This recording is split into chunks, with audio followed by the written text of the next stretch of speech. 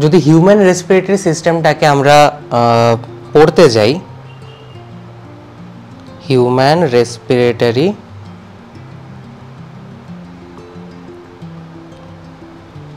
System, সেখানটায় কিন্তু main question কয়েকটা জায়গা থেকেই আসে।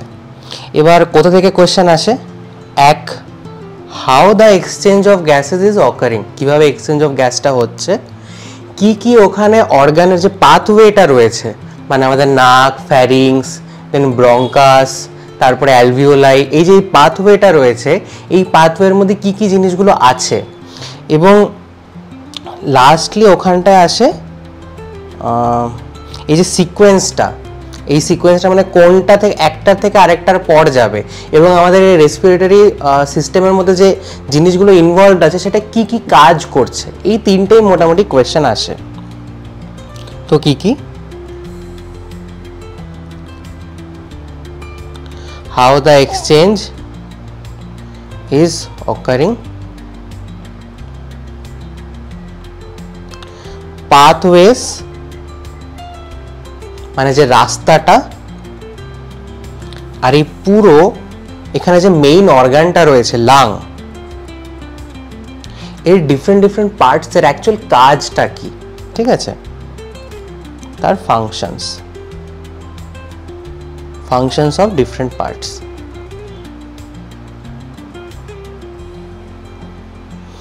এবার এক্সচেঞ্জ অফ গ্যাসটা অ্যাকচুয়ালি হচ্ছে কি করে?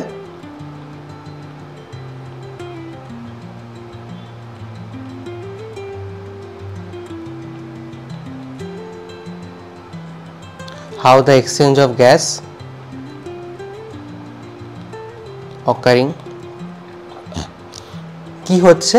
সবার প্রথমে বাইরে যে হাওয়া রয়েছে, মানে বাইরে যে এয়ার রয়েছে, তার মধ্যে কিন্তু অক্সিজেনের পরিমাণ বেশি। এবার আমাদের লাংয়ের মধ্যে যে এয়ারটা রয়েছে, লাংয়ের মধ্যেও তো এয়ার রয়েছে, সেখানে কিন্তু কার্বন ডাইঅক্সাইডের পরিমাণটা বেশি। তাই আমরা যখন শ্বাস নিচ্ছি, এরভাবে যখন শ্বাসটা নিচ্ছি, সেই সময় বাইরের থেকে যে অধিক অক্সিজেন যুক্ত যে এয়ারটা রয়েছে সেটাকে আমরা ভেতরে নিচ্ছি, আর যখন আমরা শ্বাসটাকে ছাড়ছি তখন কিন্তু ভেতর থেকে যে কম অক্সিজেন যুক্ত বেশি কার্বন ডাইঅক্সাইড যুক্ত যে বাতাসটা আছে সেইটাকে কিন্তু আমরা বাইরে ছেড়ে দিচ্ছি। এই যে ফার্স্ট পয়েন্টটা কি দাঁড়ালো? Inhaling the oxygenated air from atmosphere inside the lung and exchange of or the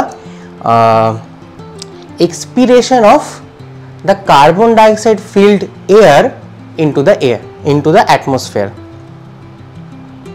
Inhalation of oxygen filled air inside lung followed by expiration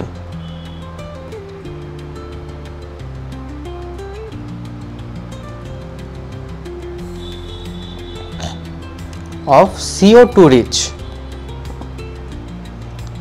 air to atmosphere, ঠিক আছে। সেকেন্ড কি আসছে? যখন আমরা বাইরে থেকে অক্সিজেনটা নিলাম আর এই কার্বন ডাইঅক্সাইডটা বের করে দিলাম, তারপরে স্টেপে কি হচ্ছে? অক্সিজেনটাকে যখন আমরা নিয়েছি তখন এই অক্সিজেনটা তো ওখানে বসে থাকবে না, আর এই কার্বন ডাইঅক্সাইডটা যেটা লাংয়ের মধ্যে ছিল সেটাই বা কোত্থেকে এসেছিল? সেটা এসেছিল গ্যাসিয়াস এক্সচেঞ্জের মাধ্যমে। মানে এই অক্সিজেন যুক্ত এয়ারটা সোজা চলে যাচ্ছে একদম লাস্ট স্টেপে, যেখানটায় কিনা অ্যালভিওলাই আছে, ছোট ছোট থলির মতো আছে, যেখানে তোমার এই গ্যাসটা এক্সচেঞ্জ হয়। কিভাবে?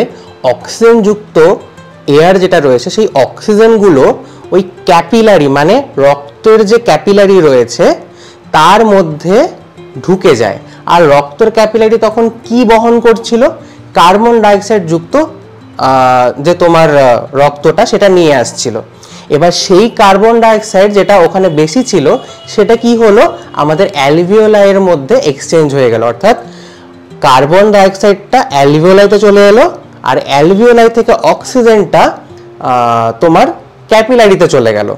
এবার এই যে প্রসেস অর্থাৎ এক্সচেঞ্জ অফ গ্যাস, এটাকে বলা হয় external respiration.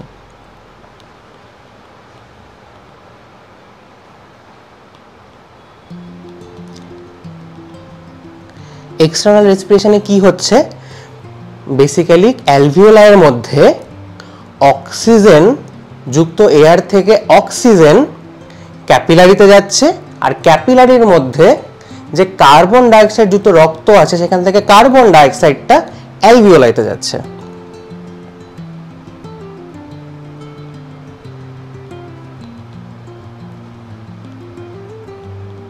Oxygen into capillary and CO2 into alveoli। Third, এবার যখন এই পুরো এক্সচেঞ্জটা হয়ে গেল তারপরে কি হবে, তারপরে বেসিক্যালি এই যে এই অক্সিজেন যুক্ত রক্ত হয়ে গেল, অর্থাৎ প্রথমে কার্বন ডাইঅক্সাইড যুক্ত রক্ত ছিল, যেই কার্বন ডাইঅক্সাইড যুক্ত রক্তটা কার্বন ডাইঅক্সাইডকে অ্যালভিওলাইতে ছেড়ে দিল এবং অ্যালভিওলাই থেকে অক্সিজেনটা নিয়ে এলো, এই রক্তটা চলে যাবে বিভিন্ন টিস্যুতে। ঠিক আছে, আস্তে আস্তে মানে সে লাং থেকে চলে গেল হার্টে, হার্ট তাকে আবার পাম্প করে পাঠাবে সারা বডিতে, সুতরাং সেটা কিনা সারা বডিতে ছড়িয়ে গেল।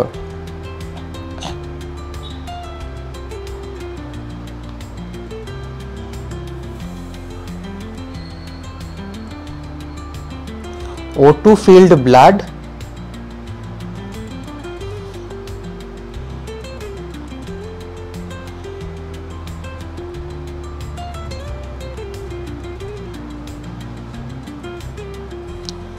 distributed to entire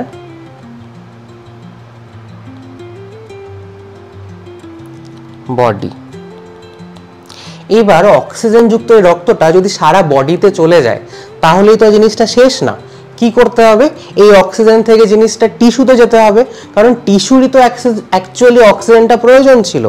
তাহলে তখন কি হবে, নর্মাল টিস্যু বা সেলের মধ্যে থেকে যে কার্বন ডাইঅক্সাইড যুক্ত তোমার পদার্থগুলো ছিল সেই পদার্থগুলো বেসিক্যালি ব্লাডে চলে আসবে, আর ব্লাড থেকে যে অক্সিজেন যুক্ত রক্ত ছিল সেই অক্সিজেন যুক্ত রক্তের অক্সিজেনটুকু শুধু আবার সেলের মধ্যে বা টিস্যুর মধ্যে চলে যাবে। Exchange of oxygen from O2 reached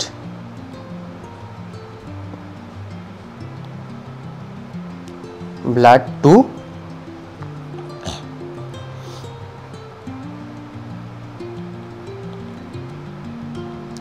tissue, এবং সেখান থেকে টিস্যু থেকে কার্বন ডাইঅক্সাইড রিচড সাবস্টেন্সগুলো আবার ব্লাডে চলে আসবে। and CO2 reached substance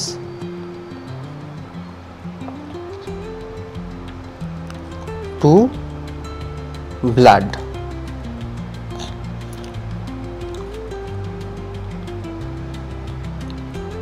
এবার এই যে এই টিস্যু এবং রক্তের মধ্যে যে একটা এক্সচেঞ্জ হলো এটাকে বলা হচ্ছে mainly internal exchange or internal respiration।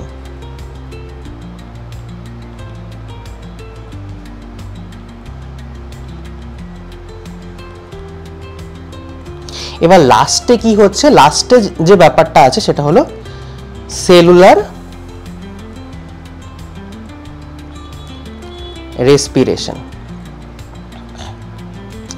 Cellular রেসপিরেশনে কি হচ্ছে, এবার অক্সিজেনটা তো আমাদের সেলের ভেতর ঢুকে গেল, তো সেলের ভেতর গিয়ে অ্যাকচুয়ালি কি করবে, আমাদের সেলের ভেতরে গিয়ে যে কার্বোহাইড্রেটটাকে রয়েছে বা ওর মধ্যে যে বিভিন্ন ফুড পার্টিকেলসগুলো গেছিলো, মানে ফুড পার্টিকেলসটা একদম সিম্পল ওয়েতে যে গেছিলো সেইটা বেসিক্যালি আমাদের এনার্জিতে রূপান্তরিত হবে, এবং সেই জায়গাটায় কিন্তু এই অক্সিজেনটা কাজে লাগে। যখন কোনো একটা গ্লুকোজকে ভাঙে ইলেকট্রন ট্রান্সপোর্ট চেনের মাধ্যমে যখন ভাঙে তখন কিন্তু এই অক্সিজেনটা লাগে, তোমরা অন্য চ্যাপ্টারে পড়েছো। এবং ভাঙার পরে যে কার্বন ডাইঅক্সাইড কি হয়, রিলিজ হয়, কারণ গ্লুকোজের মধ্যে কার্বন ছিল, কার্বন সেই অক্সিজেনের সঙ্গে মিলে কার্বন ডাইঅক্সাইড বানালো, সেটা কিনা রিলিজ হলো। তাহলে এই যে সেলের মধ্যে যে পুরো প্রসেসটা হচ্ছে এটাকে বলা হয় সেলুলার রেসপিরেশন। আর এই সেলুলার রেসপিরেশন তোমরা অন্য একটা চ্যাপ্টারে পড়েছো অলরেডি, তাই এখানটায় ডিসকাস করছি না। বাট এইটা হলো ফাইনাল স্টেপ, যেখানে এই অক্সিজেন যেটা তুমি বাইরে এয়ার থেকে নিয়েছো সেটা কিন্তু একদম সেলের মধ্যে অ্যাসিমিলেট হয়ে যাবে, অর্থাৎ আত্তীকরণ হয়ে যাবে। এখানটায় কি হলো, অক্সিজেনটাকে অ্যাকচুয়ালি ইউটিলাইজেশন হলো। ঠিক আছে,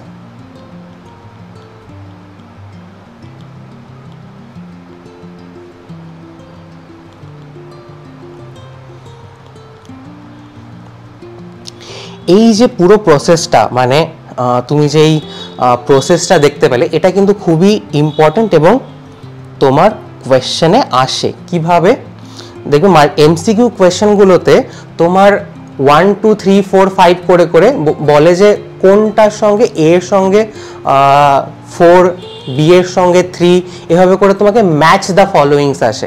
এবং এই কোয়েশ্চেনটাই ম্যাচ দ্য ফলোয়িংসের মধ্যে খুব একটা ফেভারিট একটা কোয়েশ্চেন।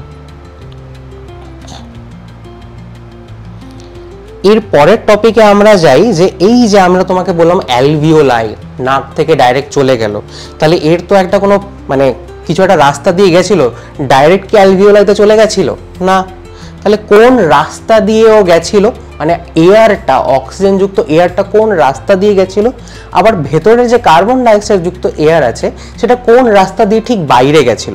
মানে এখানে তো একটা নিশ্চয়ই একটা কোনো রাস্তা থাকা উচিত, একটা পাথওয়ে থাকা উচিত, সেই পাথওয়েটা আমরা ডিসকাস করব।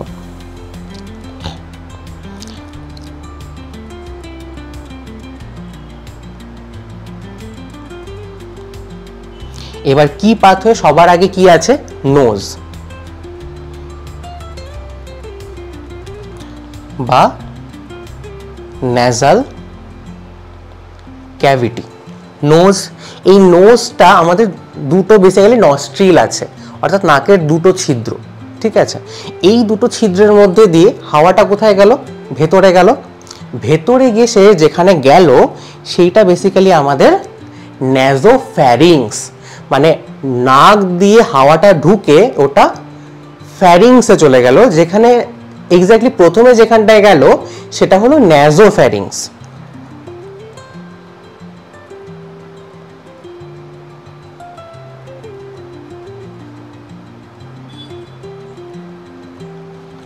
এবার এই যে ন্যাজোফ্যারিংসে গেল, এই ফ্যারিংসটা কিন্তু জাস্ট একটা মানে একটা সিম্পল অংশ না, এটাকে দুটো পার্ট আছে, একটা মানে দুটো পার্ট নয়, বেসিক্যালি তিনটে পার্ট আছে। একটা হলো ওরোফ্যারিংস, মানে মুখের মুখ থেকে যে ডাইরেক্ট ভেতরে ঢুকবে সেই পার্টটা, যে খালি জায়গাটা সেটা হলো ওরোফ্যারিংস, আর নাক থেকে ভেতরে ঢোকার পর যে খালি জায়গাটা পাবো সেটা হলো ন্যাজোফ্যারিংস। এই দুটো খালি জায়গা আবার একসাথে মিশে একটা কমন ফ্যারিংস তৈরি করে। ঠিক আছে, তো সেই কমন ফ্যারিংসের পর থেকে সেটা কোথায় যাবে, সেটা যাবে ল্যারিংসে।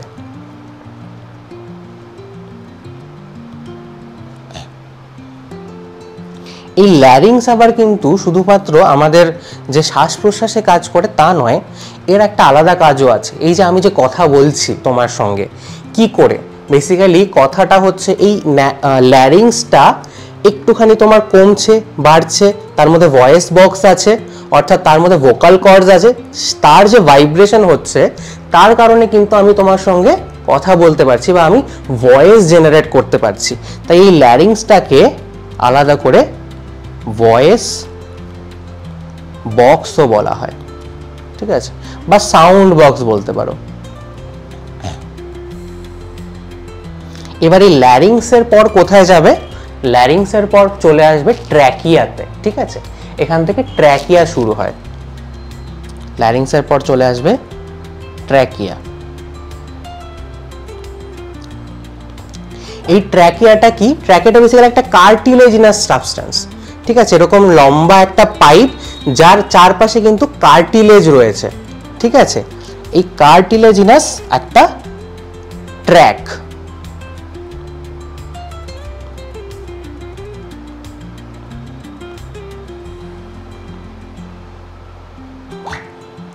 কেন কার্টিলেজিনাস, কেন কার্টিলেজিনাস কেন? এবার তুমি দেখতে পাবে অন্যান্য ক্ষেত্রে কি হয়, তোমার যে কোনো একটা অর্গানের ক্ষেত্রে যদি আমাদের যদি পাকস্থলী করি, তখন কিন্তু যখন খালি পেট থাকে তখন ওটা পুরো চ্যাপ্টা হয়ে যায়। কিন্তু যদি হাওয়া যখন চলছে ওটা যদি হঠাৎ করে এরকম কোল্যাপস করে যায় তাহলে তো হাওয়া ঢুকতেই পারবে না। তাই তার আশেপাশে কার্টিলেজিনাস একটা কার্টিলেজের একটা পার্ট রাখা হয়, যেটা যেন সবসময় এই পাইপটাকে ওপেন রেখে দেয়। তাই ট্রাকিয়াটা কিন্তু একটা কার্টিলেজিনাস ট্র্যাক, যেটা কিনা ফিফথ ভার্টিব্রাতে গিয়ে দুটো পার্টে ডিভাইড হয়ে যায়। ফিফথ ভার্টিব্রাতে গিয়ে divides into two bronchus at the level of fifth vertebra। এবার ফিফথ ভার্টিব্রা বলতে বেসিক্যালি তুমি যদি দেখো এখানে আমাদের থোরাসিক ক্যাভিটিটাকে তুমি যদি আঁকো, ঠিক আছে,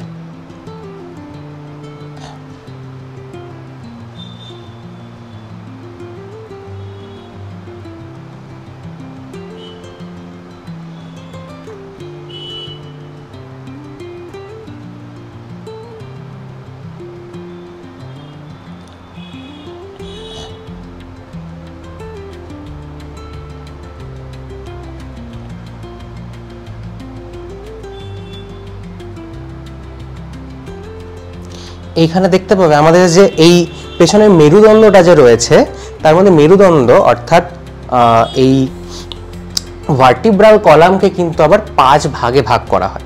এক যেমন সার্ভাইকাল, তারপর আসে থোরাসিক, তারপর আসে লাম্বার, স্যাক্রাল এবং দেন আসে কক্সিজিয়াল। এই সার্ভাইকাল, থোরাসিক, লাম্বার, স্যাক্রাল মানে সার্ভাইকাল বলতে আমাদের যেই ঘাড়ের অংশটা সেটা হলো সার্ভাইকাল। এরপরে কি আসে থোরাসিক মানে বুকের অংশটা, পেছন দিক দিয়ে ভার্টিব্রাল কলামের পেছনের পার্টটুকু যেটা বুকের অংশটুকু আসে সেটা হলো আমাদের থোরাসিক, ঠিক আছে, সেখান থেকে আমাদের রিবস গুলো বের হয়। তারপরে আসে লাম্বার, তারপরে আসে স্যাক্রাম, তারপরে আসে কক্সেস।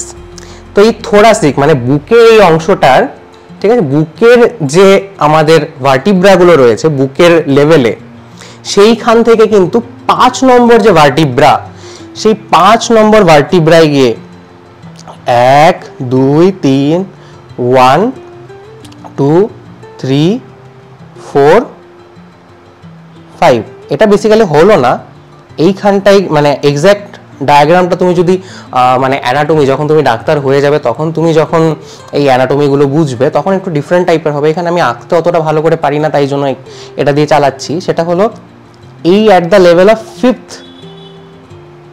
থোরাসিক ভার্টিব্রাতে গিয়ে এ কিন্তু ডিভাইড হয়ে যায় কিসে, দুটো আলাদা আলাদা পার্টে, এবং এই দুটো পার্ট বেসিক্যালি দুটো লাঙের মধ্যে চলে যায়।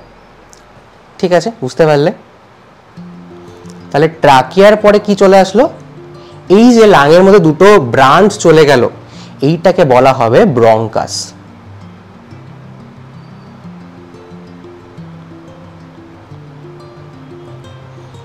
বা ট্রাকিয়ার পরে নেক্সট যেটা আসছে সেটা হলো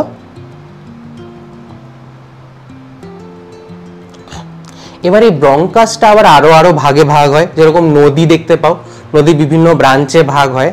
তো সেই ব্রাঞ্চেস গুলোকে তোমার প্রাইমারি, সেকেন্ডারি, টারশিয়ারি এরকম নাম দেওয়া হয়।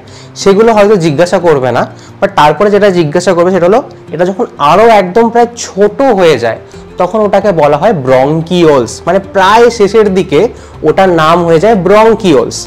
ঠিক আছে, ব্রঙ্কাসের পর আসে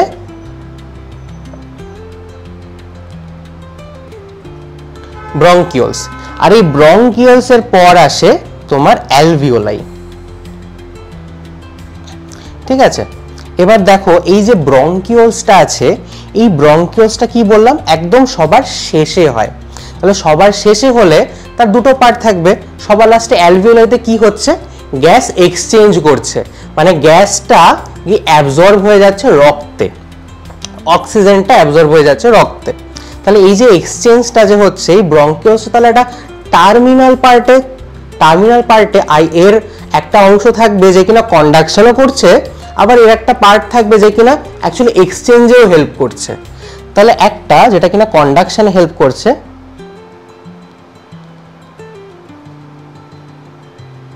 আর একটা যেটা কিনা এক্সচেঞ্জে হেল্প করছে, একদম টার্মিনাল পার্ট। তাই এর মধ্যে যে দুটো পার্ট রয়েছে তুমি ঠিক এক্সটিংগুইশ করতে পারবে না কোনটা কি রকম, বাট একদম টার্মিনাল, ওটাকে ব্রঙ্কিওল বলা হয়, একদম ছোট। ঠিক আছে, তাহলে এইটা আমাদের কিন্তু একটা প্রশ্ন আসে, এটাও কোথায়, এরকম ফ্লো চার্ট দেওয়া থাকবে যে কোনটার পর কোনটা আসছে। সবার ফার্স্টে দেওয়া থাকবে ট্রাকিয়া, তারপরে দেওয়া থাকলো নোজ, তারপরে দেওয়া থাকলো ব্রঙ্কিওলস, এরকম এরকম দেওয়া থাকলো। এবার যেটা তোমার রাইট হবে সেটা এখান থেকে তোমাদের অ্যান্সার করতে হবে। কি করে এটা মনে রাখতে পারি, দেখো সবার আগে নোজের এন, ফ্যারিংসের P, L, T B B A. তো নিমোনিকটা হলো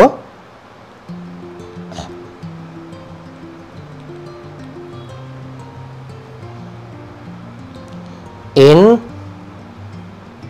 P L T B B A, NPL টিবিবিএ।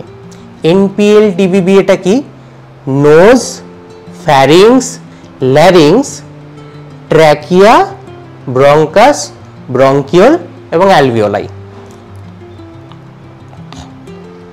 আগেরটার ক্ষেত্রেও যদি আমরা ভাবি যে আমাদের মনে থাকছে না কোনটা এক্স্যাক্টলি কোথায় হচ্ছে, তো সবার প্রথমে কি হয়, গ্যাস আমাদের লাঙে যাবে, তো আমাদের সবার প্রথমে কি হবে, এক্সটার্নাল, বাইরে থেকে গ্যাসটা আসছে মানে এক্সটার্নাল রেসপিরেশন, অর্থাৎ exchange of gas between alveoli এবং তোমার ক্যাপিলারিস। তারপরে সেটা ব্লাডে চলে গেল, মানে ওখানে কোথায় যাবে, টিস্যুতে যাবে, তারপর হবে ওটা সেলুলার রেসপিরেশন। ঠিক আছে, ফার্স্টে হবে এক্সটার্নাল, দেন হবে ইন্টারনাল, দেন হবে সেলুলার রেসপিরেশন, EIC।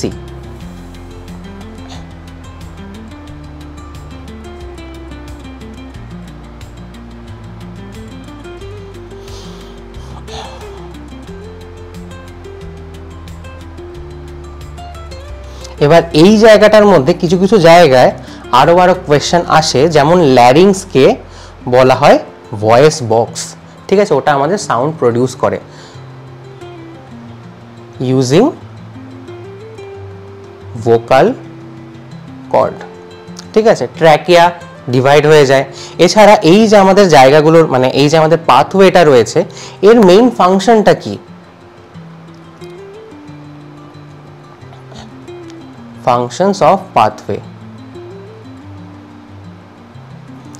নাম্বার 1, সবার আগে কি করে, যেহেতু এ ভেতরে বাইরের, দেখো বাইরের যে আমাদের এয়ার রয়েছে সেটা কিন্তু অনেক ধুলোবালি অনেক কিছু মিশ্রিত থাকে, তাই সবার আগে দেখতে পাবে আমাদের নাকের মধ্যে কি রয়েছে, হেয়ার রয়েছে।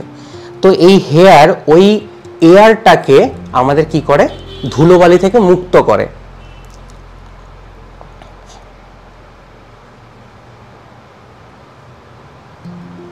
তো কি করে, ট্র্যাপস দ্য ফরেন পার্টিকেল।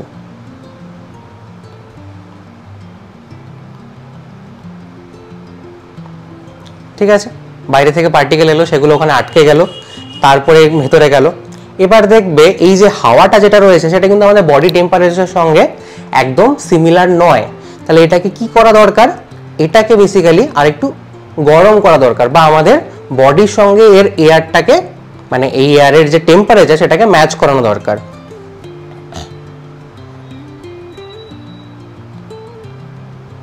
তাহলে regulates the temperature of air with body temperature. Third কি আসছে, এই যে আমাদের গ্যাসটা যে রয়েছে, এই যে এয়ারটা যে রয়েছে সেটা কিন্তু ড্রাই, অনেকটাই ড্রাই, এবং এইভাবে করে এক্সচেঞ্জটা পসিবল নয়। মানে তুমি একটা জায়গায় যে মানে আমাদের ব্লাডে যে কার্বন ডাইঅক্সাইড রয়েছে সেটা কিন্তু লিকুইড তোমার লিকুইডে তোমার দ্রবীভূত আছে, এটা কোনো একটা তরলের মধ্যে দ্রবীভূত আছে, আর তুমি বাইরের শুকনো যে অক্সিজেন সেটাকে তুমি নিয়ে নিতে পারবে না।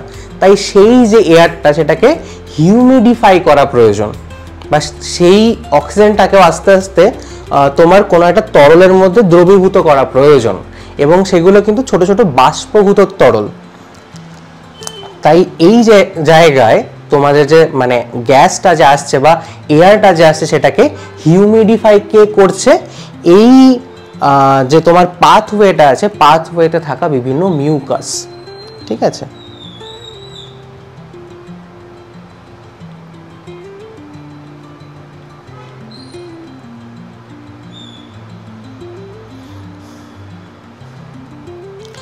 এবার এই হিউমিডিফিকেশন করার পরে এই তিনটে কাজ তার বেসিক। এছাড়াও আরও একটা কাজ আছে, যখন কিনা আমরা কাশি দিই, মানে কোনো কিছু আমাদের ট্র্যাপ হয়ে গেল, এই ট্র্যাকিয়াতে চলে গেল, এই ধুলোবালিতে হলো, ধুলোবালি আমাদের শ্বাসনালীতে চলে গেল, তখন আমাদের কি হয়, সেটাকে বাইরে বার করার জন্য আমরা বেসিক্যালি কাশি দেই। তখন কি হয়, আমাদের এই ক্লোজড গ্লটিসের এগেনস্টে একটা ফোর্সফুল এক্সপিরেশন হয়, যাতে ভেতরে যা আছে সমস্তটা বাইরে বেরিয়ে যায়। ঠিক আছে, আরেকটা পার্ট যেটা থেকে কোশ্চেন আসে সেটা হলো এপিগ্লটিস। কি এই এপিগ্লটিস? যখন আমরা খাই তখন এই ফুড পার্টিকেলস যখন আমাদের ভেতরে যায়, আমাদের তো ট্র্যাকিয়া এবং ইসোফেগাস মানে যেখান থেকে আমাদের খাবারটা ঢোকে সেটা প্রায় দুটো কাছাকাছি। তাহলে যে কোনো সময় আমরা হাওয়া নেওয়ার সময় যদি আমাদের ট্র্যাকিয়া ইসোফেগাস দুটোই খোলা থাকে, আমাদের যদি খাবার নিতে যায়, খাবারটা তো ইসোফেগাসে না গিয়ে ট্র্যাকিয়ার ভেতর ঢুকে যেতে পারে। তাহলে সেই ক্ষেত্রে প্রবলেমটা কি করে সলভ হবে? তখন আমাদের এই ল্যারিংসের ওপরে, ঠিক আছে, সেই জায়গাটা একটা ফ্ল্যাপ মতো থাকে। যখনই এই ধরো এইখান থেকে ধরো আমাদের মানে ধরে নাও এইটা হলো আমাদের নালী, তোমার হলো এয়ার পাইপ, আর তার উপর এখানে তোমার এরকম একটা ফ্ল্যাপ মতো রয়েছে, একটা এরকম, সেইটা কি করছে, তোমার খাবারটাকে যখন তুমি গিলবে ওই সময়টা এয়ার নালীটাকে বন্ধ করে দিচ্ছে। যখনই খাবারটা আসছে বাইরে থেকে এটাতে চাপে বন্ধ করে দিচ্ছে। তাহলে ওটা কোথায় গেল না, আমাদের এয়ার পাইপে গেল না, ডাইরেক্ট ফুড পাইপে চলে গেল, মানে ইসোফেগাসে চলে গেল। তাহলে এইভাবে করে আমাদের শ্বাসের সঙ্গে কিন্তু খাবার ঢুকে যায় না। ঠিক আছে, তাহলে এপিগ্লটিসের কাজটা কি? Protects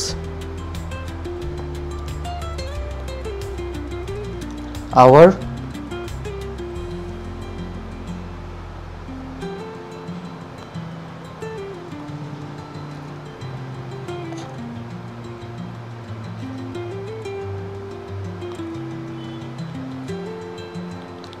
inhibits food particle to get inside the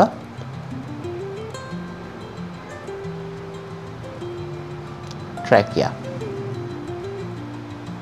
ঠিক আছে, এই পার্টটুকু কিছুটা মনে রাখো, তারপরে নেক্সট যে পয়েন্টগুলো আসবে সেগুলো আমরা নেক্সট ক্লাসে